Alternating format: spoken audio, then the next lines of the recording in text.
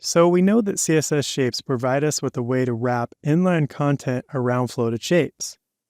If we take a simple example of a circle, its CSS may look something like this. Now don't worry too much about the details of this code for now. We'll dissect the styles that we're using here throughout the rest of this module. For right now, we're just focused on the use of this shape outside property. When we take a look at how this is rendered in the browser, we can see that the browser does not actually create a visible shape element. But we can see that it has created an invisible shape, and our content is now wrapping around it. It looks as though the normal rectangular shape that we're used to for all elements on the web has been altered in the form of this new shape. But if we inspect this element, we can see that it's not actually the case. The bounding box remains the same old rectangle that we'd expect.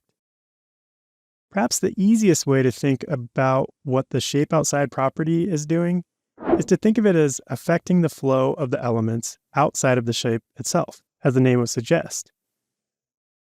Now we can create a visible shape with the addition of another CSS property.